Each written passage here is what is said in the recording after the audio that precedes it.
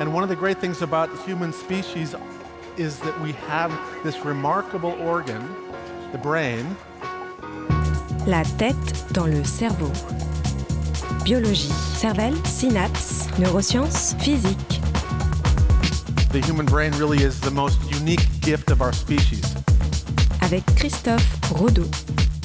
Avoir été infecté par le coronavirus laisserait des traces sur le cerveau.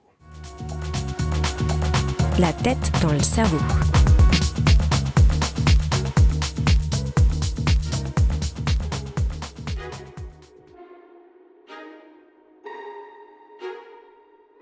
À l'heure où la vaccination permet de grandement se prémunir des formes graves et où un traitement médicamenteux efficace semble pouvoir être prescrit afin de limiter l'impact de l'infection, est-ce toujours aussi important de ne pas être infecté par le coronavirus SARS-CoV-2 responsable du Covid-19 ?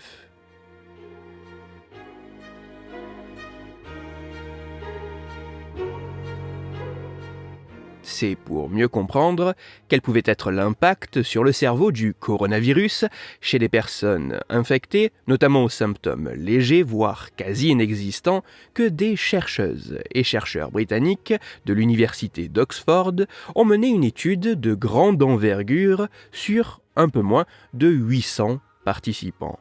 Dans les grandes lignes, les scientifiques ont comparé tant du point de vue structurel que fonctionnel le cerveau de 401 volontaires avant et après avoir été infectés. Mais ce n'est pas tout, car les chercheurs ont également fait passer les mêmes tests aux mêmes périodes et dans les mêmes conditions à 384 individus au profil extrêmement comparable à ceux des infectés, à la seule différence qu'ils n'avaient pas subi d'infection par le coronavirus. Ainsi, en analysant les résultats avant et après infection, les scientifiques ont pu s'intéresser à l'impact du virus sur le cerveau des infectés et en comparant les résultats entre infectés et non infectés, les chercheurs ont pu étudier s'il y avait des différences entre ces individus, et ceci avant ou après l'infection.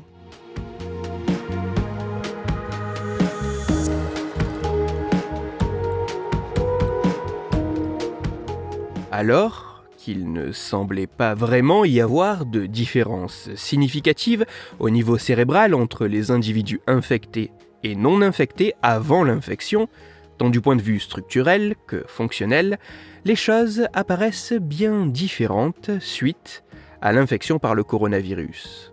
Les résultats montrent que, comparés aux sujets contrôle et aux mesures réalisées avant l'infection, les volontaires, qu'ils aient présenté quasiment aucun symptôme, des symptômes légers ou pour quelques-uns des symptômes assez graves pour avoir été hospitalisés, tous semblent, en moyenne, présenter des séquelles au niveau cérébral suite à cette infection. Et plus les symptômes ont été graves, et plus les effets apparaissent importants. Dans le détail, les infectés présentent une atrophie cérébrale, une perte de matière grise au niveau des structures du système limbique, du lobe frontal et du lobe temporal, toutes en lien avec le système olfactif primaire, considéré comme la porte d'entrée du virus dans le cerveau. Mais cette perte structurelle de neurones ne semble pas être la seule conséquence, car, du point de vue fonctionnel, des atteintes semblent également être présentes. En effet, les volontaires manifestent également sur les tâches testées un déclin cognitif plus important que les volontaires contrôle.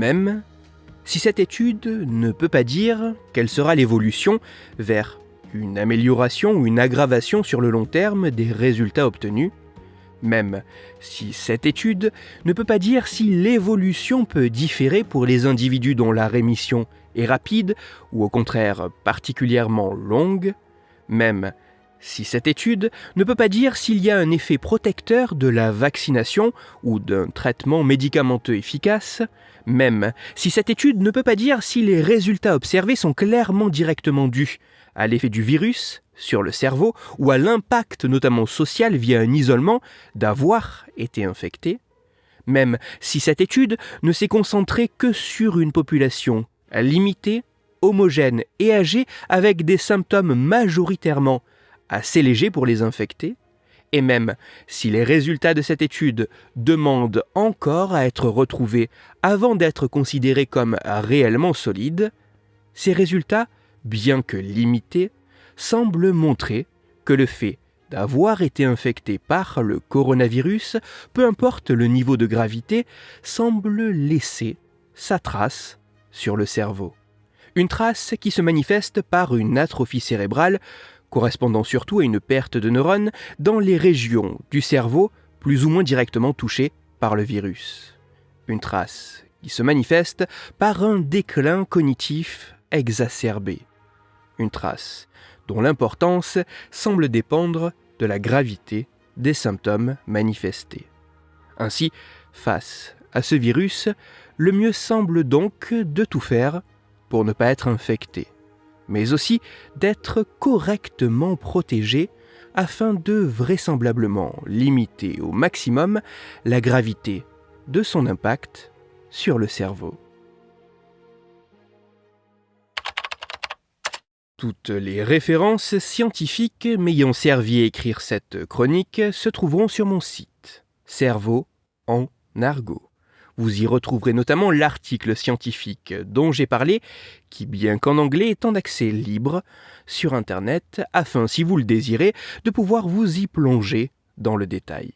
Toutefois, j'attire votre attention sur le fait que cette étude n'est pour l'instant qu'une prépublication, nécessitant encore une évaluation par d'autres scientifiques afin de s'assurer qu'elle a été réalisée comme il se doit.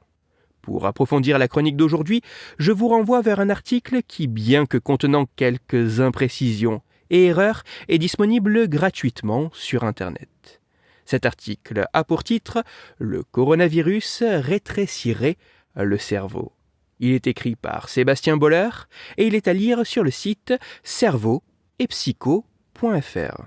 Dans cette chronique, il a été question de l'impact que ce virus peut avoir sur notre cerveau.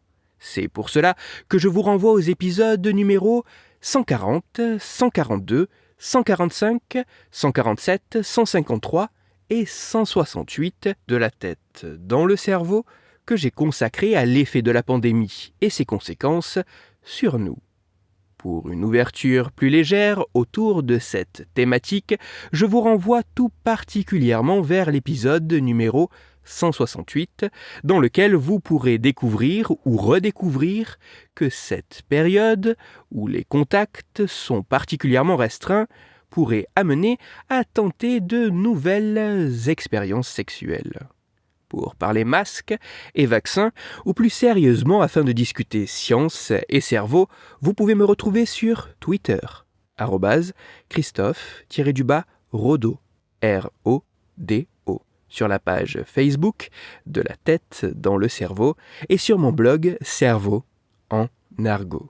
Si vous avez des questions ou des sujets dont vous voudriez que je parle ou des retours à me partager, n'hésitez pas à me le faire savoir directement sur mon compte Twitter, sur la page Facebook ou par mail à l'adresse latettedanslecerveau@gmail.com.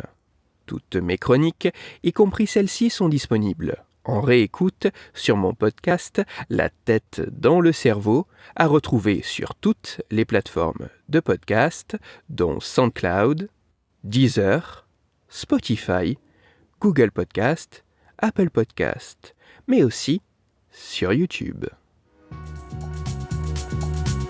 Christophe Rodo. La tête dans le cerveau.